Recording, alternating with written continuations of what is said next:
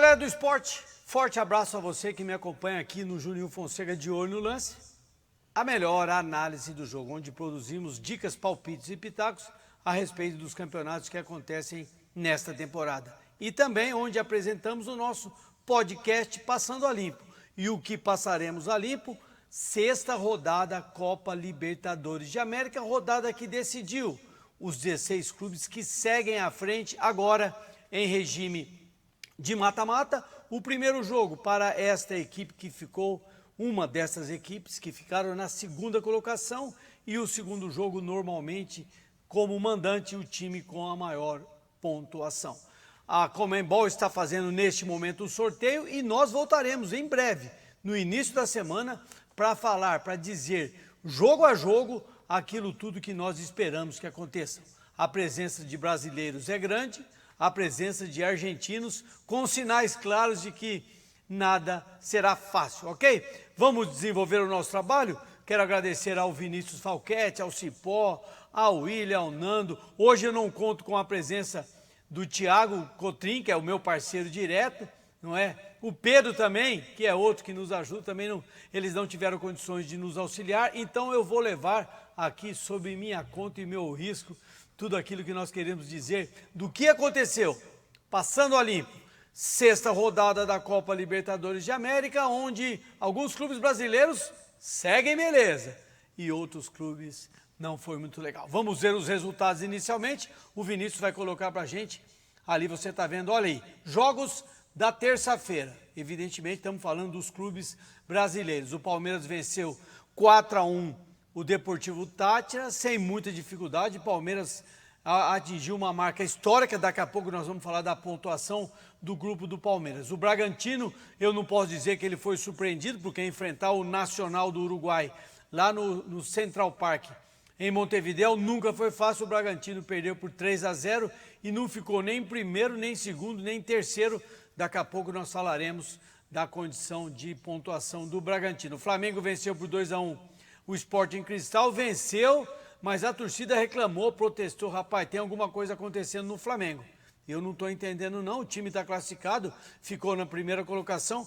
Nós vamos falar também do Flamengo, ficou, é o último grupo, lá embaixo, a gente vai falar desse Flamengo. Eu falei dos jogos da terça, vamos para a quarta-feira, olha ali, Deportivo Del Valle 3, América 0, o América tinha uma discreta chance para buscar, quem sabe, uma Copa Sul-Americana, se ficasse em terceiro lugar, sofreu uma derrota. O América, no mesmo grupo do Atlético Mineiro, que foi vencido pelo Tolima depois de muitos anos, não pelo Tolima depois de muitos anos, foi batido no Mineirão, o último jogo, a sexta rodada, e o Atlético Mineiro estava por dias para completar um ano sem derrota na Libertadores.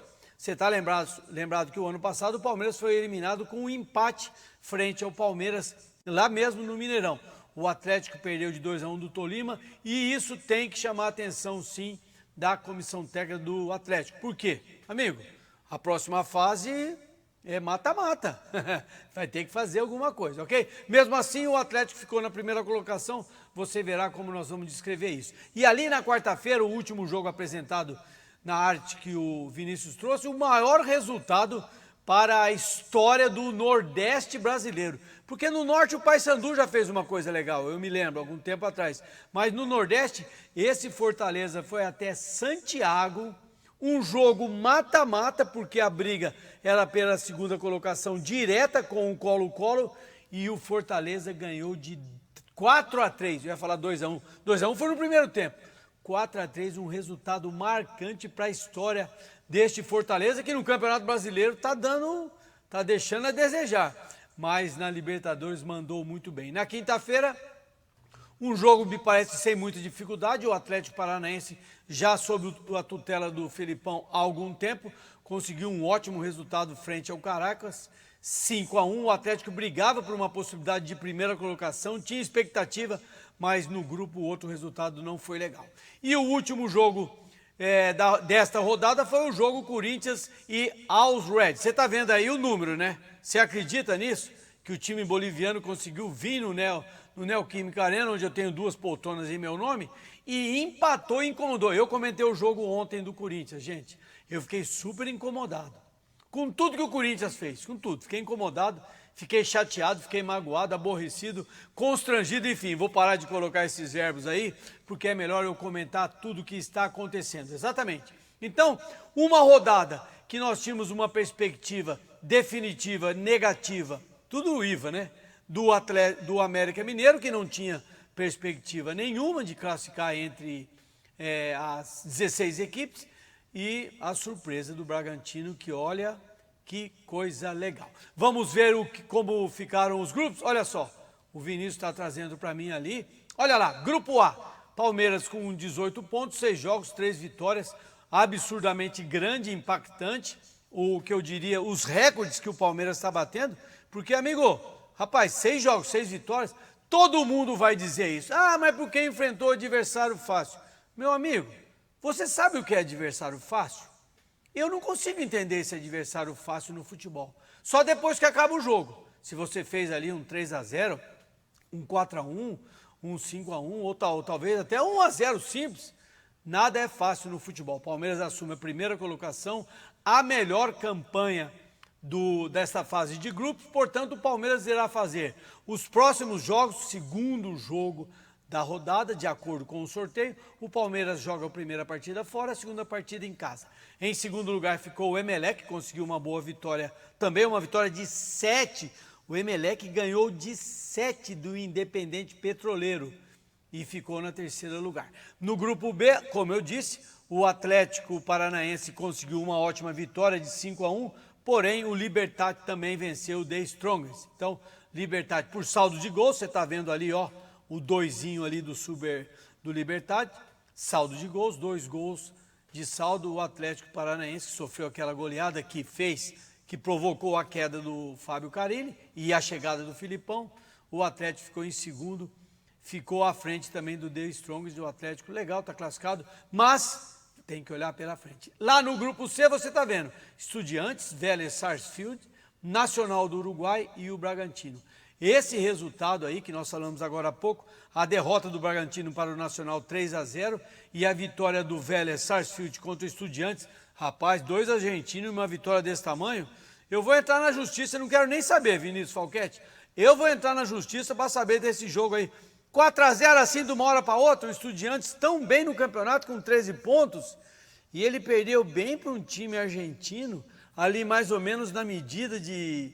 Rapaz, eu não vou pensar nada porque não está escrito nada disso na súmula.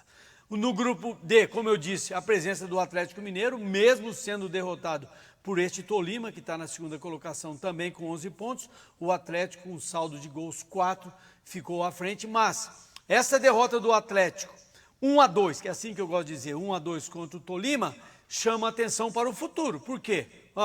Os caras vão falar assim, gente, vamos fazer igual o Tolima para enfrentar o Atlético no Mineirão. Mas o Atlético ficou na primeira colocação. Falamos do grupo A, B, C e D e o Vinícius irá trazer as sequências dos outros grupos. Olha lá, no grupo E, Boca Júnior 10, Corinthians 9, Deportivo Cali 8 e Always Red 5.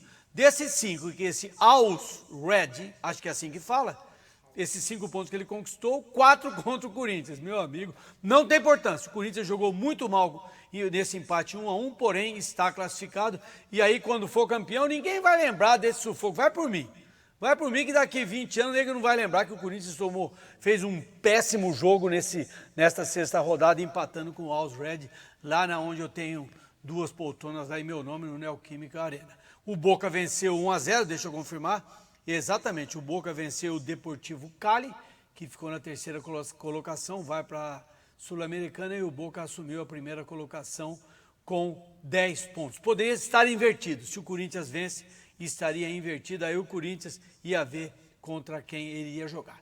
Grupo E, Grupo F, com aquele resultado maravilhoso, a vitória de 4-3 do Fortaleza contra o Colo-Colo, lá no Monumental de Santiago, que vitória maravilhosa, permitindo ao Fortaleza atingir os 10 pontos, que o levou à próxima fase em segundo lugar, River Plate em primeiro 16, Colo-Colo que vai para a Sul-Americana, como dissemos, e o Aliança Lima que só entrou ali para tomar goleada. Olha lá, 12 gols contra, imagine, se ele tem 12 gols de saldo contra, imagine que ele tomou uns 15 ou 16, né?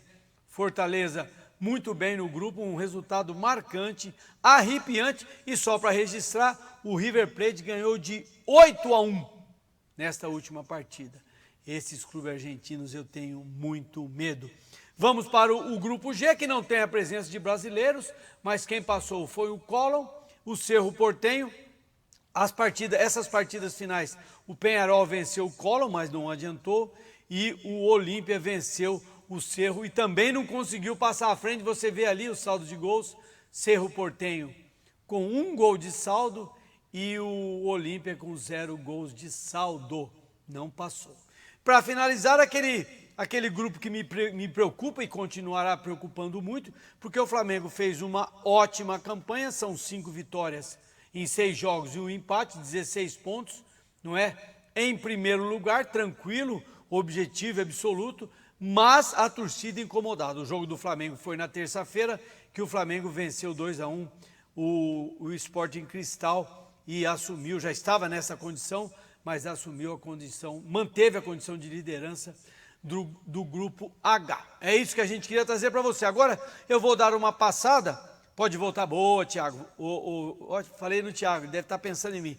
Vinícius, vamos dar uma passada para o pessoal saber o que de melhor aconteceu. Eu vou ler um pouquinho aqui, vocês me desculpem, eu olho para cima, olho aqui do lado, porque eu quero trazer para vocês o que aconteceu em cada grupo especificamente e destacar os bons momentos das equipes brasileiras que estão disputando a Libertadores. Como eu disse no início do nosso trabalho, o sorteio está acontecendo agora e nós vamos deixar a dica, convidar você a participar, a acompanhar o próximo podcast, será produzido no início da semana, onde nós vamos passar a limpo os próximos jogos que acontecerão. Meu amigo, tem possibilidade de acontecer cada jogão?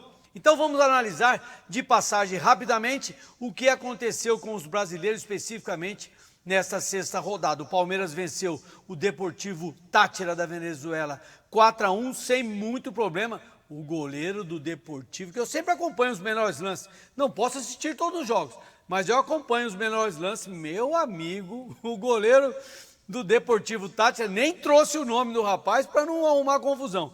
Tomou um daqueles piruzaços de antigamente. Eu não sei quem foi. Uma hora dessa eu vou procurar essas frases, esses jargões que são apresentados aqui no mundo esportivo. O que significa tomar um peru? Foi exatamente isso que o goleiro do Deportivo. O Palmeiras, Gustavo Scarpa, de novo com uma ótima atuação, fez 3 gols e o Rony fez um desses 4 gols do Palmeiras. Palmeiras com o timar quase titular, Weverton, Marcos Rocha, Murilo, Gustavo Gomes. Esse paraguaio joga toda a partida, né? E o Jorge, depois entrou o Vanderlan. Gabriel Menino, depois Fabinho, Zé Rafael, Gustavo Scarpa e depois Jonathan. Você está percebendo uns nomes diferentes, né? Esses nomes diferentes são jovens valores que o Palmeiras produziu na categoria de base, estão chegando ao profissional. Dudu, sempre ele, também participa de muitos jogos. Rafael Navarro como titular de novo, depois entrou o Wesley e Rony, depois entrou o Breno Lopes. O Palmeiras com a batuta, com a tutela, o controle, o comando, o head coach, o Abel Ferreira, que faz um trabalho já há algum tempo, se não me engano, é a 3ª temporada, não sei se são 3 anos completos, mas é a 3ª temporada que o Abel está fazendo um trabalho bonitinho. Como nós apresentamos, rapidamente falando, o Palmeiras ficou em primeiro com 18 pontos, a melhor campanha, e em segundo ficou o Emelec no grupo A. No grupo B, você lembra o que nós falamos? A vitória muito boa, muito bonita, fortalecendo o próprio Atlético Paranaense em recuperação e já com a presença do Filipão, com aquele jeitão dele. Eu estava assistindo um pouquinho do jogo, gente, quero dizer para vocês, estava 4-1, o Filipão estava reclamando. Eu falei, gente, o Filipão está reclamando. Aí a própria emissora que mantenedora, que é a autorizada a apresentar os jogos, explicou lá, não, é porque num outro jogo está acontecendo um resultado lá que atrapalha o Atlético Paranaense do Filipão. O Libertad está com um resultado lá impactante. Porém, essa vitória 5-1 do Atlético Mineiro, do Atlético Paranaense no grupo B, contra o Caracas da Venezuela, foi muito legal e impactante. Pablo, aquele que veio do Atlético Paranaense para o São Paulo, voltou do São Paulo para o Atlético Paranaense, 2 gols, Christian mais 2 e Pedro Rocha deu números finais 5 para a equipe do Atlético Paranaense, que jogou com Bento, cada nome que os caras têm, Bento, Kelvin, Pedro Henrique, Nicolas Hernandes e Abner Vinícius. Falaram muito bem desse Abner Vinícius, você sabe quem que é, aquele garoto que começou a jogar lá na Ponte Preta, foi para a Europa e voltou para o Atlético. Hugo Moura, depois Eric, Christian, esse que fez 2 gols, depois Matheus Fernandes, Terans, depois Marlos e depois Vitor Bueno, porque teve um problema de contusão, Canóbio, depois Pedro Rocha, que fez um dos gols, Pablo e Coelho. Como eu disse, o Atlético Paranaense fica na segunda colocação por saldo de gols, porém chega no momento com essa vitória de 5-1, muitíssimo legal. Eu gostei do pouco que vi e olha, amigo, um time quando começa, se não me engano, olha, eu não sou capaz eu não tenho tanta memória, mas se não me engano, o Atlético começou o campeonato. Olha, eu vou até procurar aqui, você me permita dar uma olhadinha aqui, porque eu quero saber o que foi o primeiro jogo do Atlético. Eu acho que ele perdeu, olha lá, primeira rodada, o Atlético empatou com esse Caracas aí, segunda rodada o Atlético ganhou, depois teve uma sequência de derrotas que culminou com a queda do Fábio Carille. Então, o Atlético vivendo um momento muito legal. No grupo C, provavelmente a maior surpresa da rodada, a derrota impactante do Red Bull Bragantino. Também vi os melhores momentos desse jogo. Olha, não tem muito o que reclamar. A defesa do Bragantino com espaços que eu tão pouco vi, nunca vi. A primeira vez que eu vi o Bragantino com esse modelo de jogo que o Bragantino tem, eu falei, ele estava disputando a Série B do Brasileiro. Eu falei, amigo, esse time aí vai andar para frente, vai andar. Eu não sei se o clube vai suportar a pressão. O Bragantino jogava por resultado positivo, perdeu e saiu da disputa. Não ficou nem na Libertadores.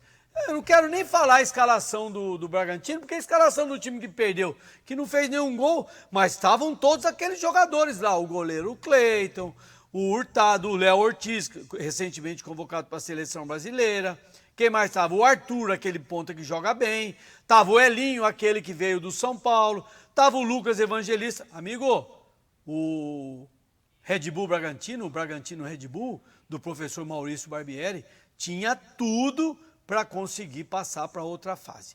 Estranho também, nesse grupo C, foi a vitória, forte vitória, impactante vitória do Vélez sobre o Estudiantes, que classificou o Vélez para a segunda posição. Não que tenha a ver com o Bragantino, mas olha, pegar um time que está muito bem, ganhar de 4-0, eu não sei não. Vamos para o grupo D de dado, onde nós tínhamos a presença de 2 brasileiros. O primeiro jogo não, porque os 2 jogos foram no mesmo horário. O Independente Del Valle goleou o Atlético Mineiro, acho 3-0, posso falar em termos de goleada, 3-0 frente ao América Mineiro, e simplesmente mandando o América Mineiro para casa para se preocupar com o campeonato brasileiro da Série A, que no fim de semana o América Mineiro, o Coelho, vai enfrentar o Corinthians lá na Neoquímica Arena. E o outro jogo da rodada, o Atlético perdeu para Tolima. Quando você ouve Tolima, você sempre lembra, né?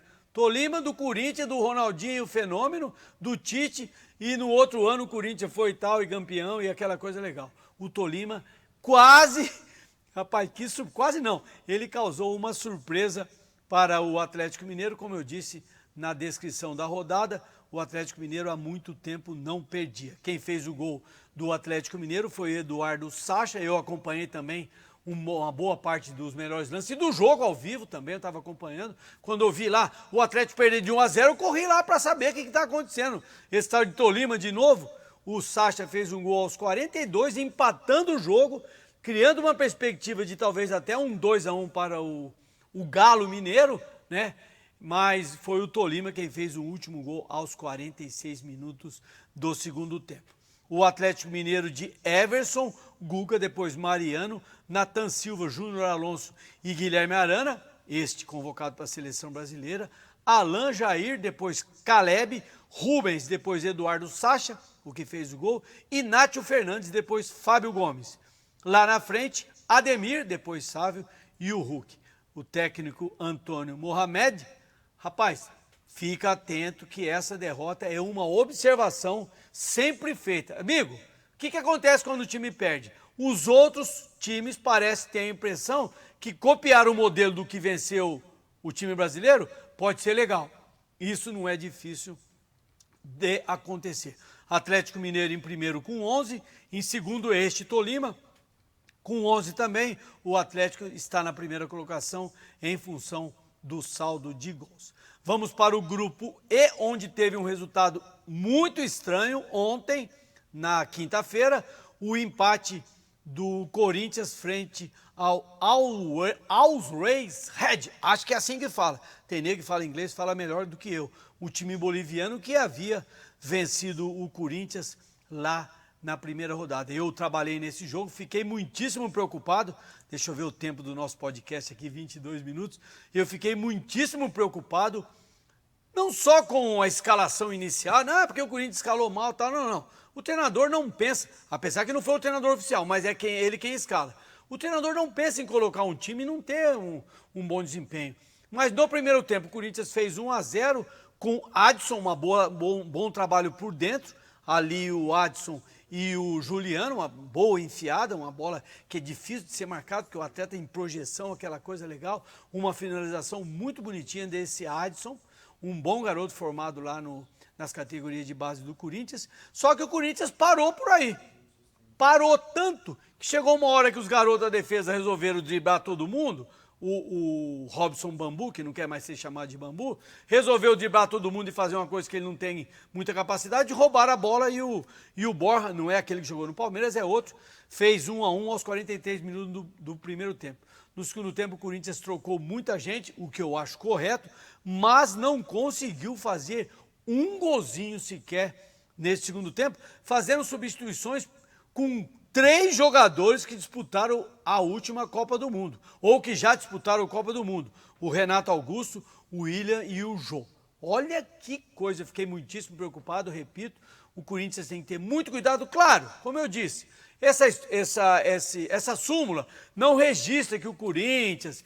A súmula só diz quem fizeram os gols e tal, escalação, substituição, aquela coisa, cartão amarelo, cartão vermelho, são os dados que são registrados na súmula, porque ela já tem um corpo, né? O corpo é a escalação, é o número de reserva, o nome do árbitro, o nome do campo, que hora que começa o jogo, os técnicos, enfim, tudo está registrado e é incorporado à súmula os dados que acontecem. E os dados que aconteceram no jogo são muito ruins, que o Corinthians precisa ficar de olho no que aconteceu neste jogo. Ivan entrou no lugar do Cássio, que havia se contundido no fim de semana. O Gustavo Mantuan improvisado na direita. Robson Bambu, Gil e Lucas Piton. O meio-campo com Maicon, Rony, depois Renato Augusto, no comecinho do segundo tempo, e Juliano, depois Roger Guedes. Adson, foi muito bem, eu gostei. Gustavo Mosquito, depois entrou o William tentou de tudo para melhorar. Júnior Moraes, depois Jô, porém, infelizmente, o Jô, numa dividida, teve um impacto lá na panturrilha, se não me... panturrilha como é que a gente fala, rapaz? É a barriga da coxa, né? Sei lá, tem um nome aí, né, para dizer o que é a panturrilha. E o Jô teve uma contusão séria, uma contusão que preocupa, que no primeiro gesto que o próprio atleta dá aquela balançada de cabeça assim, ou porque ele errou um gol fácil, ou porque ele cometeu um erro bizonho, ou porque um sinal de contusão que o cara balança a cabeça, faz assim com o dedinho, sinalizando para a comissão técnica, já sinalizou o pessoal do Corinthians, o departamento médico entrou e o Jô teve que sair com a entrada do Duqueiroz, inclusive Duqueiroz que teve uma ótima oportunidade e não conseguiu transformar o volume. O Corinthians teve um volume, chegou, impactou, pressionou, mas não conseguiu escapar da armadilha que o time do Always Red veio aqui para fazer um marco histórico. E fizeram mesmo. Foram embora do Brasil dizendo, fomos lá no Neoquímica e não tomamos uma sapecada do Corinthians. O Corinthians, na noite de ontem, foi dirigido pelo Felipe Almeida, que é o auxiliar técnico do Vitor. Ok? Então o grupo, deixa eu me lembrar do grupo para não errar, o grupo E ficou o Boca Juniors, que venceu La Bombonera. Olha o nome desse campo, rapaz. Parece um presente, né? Um presente de chocolate. Você vai a algum lugar, compra um presente de chocolate para dar para sua esposa, namorada e tal. E fala o seguinte: olha, esse presente veio de La Bombonera. Que nome legal. O Boca venceu por 1-0, 1-0 apertado, o suficiente para colocar o Boca na primeira colocação, o Corinthians em segundo e o Deportivo Cali em terceiro. No grupo F, a maior surpresa positiva do fim de semana, a estonteante vitória, falei que nem um grandes narradores, do Fortaleza 4-3 frente ao Colo-Colo. Eu vi os melhores lances. Amigo, acho que são 7 minutos de melhores lances, de tanta coisa que aconteceu nesse jogo. O Fortaleza jogou com o time titular, jogou em contra-ataque e olha, só o primeiro gol que não é mais ou menos de contra-ataque. Os outros 3 gols de contra-ataque puro. O Fortaleza contou com a expulsão de um jogador do Colo-Colo no começo do segundo tempo. No primeiro tempo, Silvio Romero fez 1-0, o Moisés fez 2-0, aí teve um gol lá, um gol do Sebadios, o zagueiro, um gol contra. No início do segundo tempo, no momento em que a equipe do Colo-Colo perdeu um jogador, o Moisés fez o segundo gol, 8 minutos do segundo tempo, que deu uma cancha pro Fortaleza, que foi lá, fez 4-1 e falou: tá tudo bem, galera, tá fechado. Não estava fechado, porque o Colo-Colo fez 2-4, depois fez 3-4, 34 minutos do segundo tempo. Meu amigo, nós tivemos mais uns 15 minutos ali de pressão sobre o Fortaleza, que soube aguentar muito bem. Marcelo Boeck, Tinga, Tite e Sebadios. Iago Pikachu, Felipe, depois Matheus Jussa, Hércules, depois José Wellington, Lucas Lima, aquele que jogou no Santos, depois no Palmeiras, jogou bem, por sinal, participou dos gols. Lucas Crispim, que era do Guarani, foi lá para cima. Juninho Capixaba, que entrou para ajudar a fechar nesse momento difícil. Moisés, mais uma vez, o garoto que foi contratado. O garoto jogava lá no Amador, lá em Concórdia, Rio Grande do Sul. Foi para o Concórdia, foi para Ponte Preta e está no Fortaleza marcando presença. Moisés, depois Robson, que também manda bem, e o Silvio Romero, depois o De Pietri, sob o comando do Juan Pablo Voivoda, que está indo muito bem. Deixa eu finalizar, River Plate 16, Fortaleza 10 e o Colo-Colo na terceira colocação, vai para a Sul-Americana. No Campeonato Brasileiro da Série A, o Fortaleza não está nada bem. Vamos finalizar o nosso trabalho no Grupo G. Deixa eu ver o tempo que eu estou aqui, 28 minutos. Meu compromisso é não passar de 30. Grupo H, o Grupo G, você sabe, é aquele grupo que não tem as equipes brasileiras. Mas eu não vou ser aqui indelicado de abandonar o Colón, que foi o classificado, o Cerro Porteño em segundo, o Olímpia em terceiro e o Peñarol. O Peñarol ficou na quarta colocação. Nesse grupo H, o Flamengo venceu. Rapaz, eu não sei, deixa eu entrar aqui na folhinha do Flamengo, eu não sei o que acontece com o Flamengo, porque é uma reclamação atrás da outra. O Flamengo empata, reclama, perde, não precisa nem dizer que reclama. Quando ganha, reclama também. Eu não sei o que está acontecendo. Alguma coisa está acontecendo dentro do ambiente do Flamengo, alguma coisa acontece na comissão técnica e alguma coisa acontece na diretoria e na torcida, que são 4 dos principais pilares do futebol. Você lembra? Diretoria, comissão técnica, jogadores e torcedores. Tudo está no mesmo pacote. Dependendo do que acontecer, uma turma atrapalha a outra. E o Flamengo, com um gol contra e um gol de Pedro, 2-1. Rapaz, que coisa, hein? 2-1, uma pontuação boa. Acho que o Flamengo ficou a segunda melhor campanha. Não é acho, não, é ali na briga. E eu não tenho dúvida nenhuma que o Flamengo parte para oitavas, né? Oitavas, quartas, semi e a partida final. O Flamengo parte para essa segunda fase com uma perspectiva positiva, sim. No meu entendimento, o Flamengo corre como favorito. Eu indicaria, sim, daqui a pouco vamos saber do sorteio, eu indicaria os que ficaram na primeira colocação, destaque para o Palmeiras, Atlético Mineiro, Flamengo, foi o River que ficou, né? E o Boca. Eu vou destacar. Ah, e tem o Estudiantes também, amigo. Eu vou te falar o seguinte: ou vai dar Brasil, ou vai dar Argentina. Finalizando, o Flamengo foi de Hugo, todo mundo reclama do Hugo toda hora, me parece que tem uma proposta para ir para o PSV da Holanda, um timaço lá na Holanda, vermelho e branco, assim, um time interessante. O chileno Isla, depois o Rodney, Davi Luiz, Pablo e Ayrton Lucas, me falaram muito bem desse lateral esquerdo, quero ver, ainda não vi jogar. João Gomes, depois Andréas Pereira, Thiago Maia, Lázaro, você vê que o Flamengo bem alternativo. Depois Vitor Hugo e Marinho. Marinho aquele do não sei que lá, não lembro o que ele falou, aleatório, aquelas frases do Marinho, que ainda não tá legal. O Marinho ainda não tá no time certo. Depois Bruno Henrique entrou para dar uma força. Gabigol e o Pedro, o Flamengo sob a batuta do Paulo Souza. Flamengo com 16, Talheres, melhor dizendo, da Argentina com 11 e Universidade Católica também classificou para a Copa Sul-Americana. Então, galera, era isso que a gente nos propusemos a fazer nesse Passando a Limpo, a sexta rodada da Copa Libertadores de América, porque daqui a pouco nós voltaremos, em breve voltaremos no próximo podcast para falar exatamente da fase de classificação, os confrontos e tudo aquilo que irá acontecer. Só vou dar uma passadinha, não está aqui no roteiro, mas eu quero dar uma passadinha, me permita aqui o meu parceiro, o Vinícius Falquete, eu quero dar uma passadinha só nos clubes que se classificaram da Copa Sul-Americana, passando rapidamente, olha lá, no grupo A passou o Lanús e o Barcelona Guayaquil, no grupo B de bola o Melgar e o Racing Clube, no grupo C de casa Santos e União La Calera, aqui, peraí, eu estou enganado, Sul-Americana só classifica o primeiro, o Lanús classificou, esse Lanús já foi campeão contra a Ponte Preta,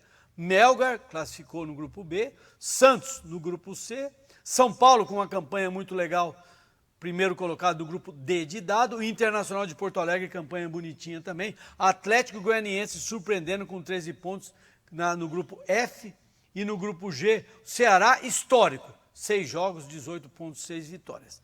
Para finalizar no grupo H, o Fluminense, que deu uma goleada de 10-1, não conseguiu classificar. Amigo, era isso que nós tínhamos escrito, produzidos e preparado, eu e o Vinícius Falquete, correndo aqui, marca aqui, ajeita o som lá, chama o cipó, enfim. Nós queremos trazer para você o que acontece nas rodadas. E na segunda-feira que chega, segunda-feira ainda é mês de maio, nós vamos trazer jogo por jogo, tanto da Copa Libertadores, um pouquinho menos da Copa Sul-Americana, porque tem clube brasileiro nas duas, então temos que ficar de olho o que irá acontecer. Lembrando que o campeão da Libertadores vai sair, faltam 7 jogos para sair o campeão da Libertadores e 7 jogos para sair o campeão da Sul-Americana, sempre será vantagem. O da Libertadores vai lá para o Mundial, o da Sul-Americana vai para a Libertadores. Muito legal. Agradeço ao Vinícius, agradeço ao Cipó, a vocês que nos acompanham. Um grande abraço ao pessoal lá da primeira turma de jornalismo da UNAERP, o professor Gil, meus professores lá, o Murilo Pinheiro, enfim, todo aquele pessoal que eu estou estudando lá, aprendendo, tentando melhorar. Um grande abraço a vocês, tenham um ótimo fim de semana, viu? A gente volta no começo da semana, muito obrigado, tchau.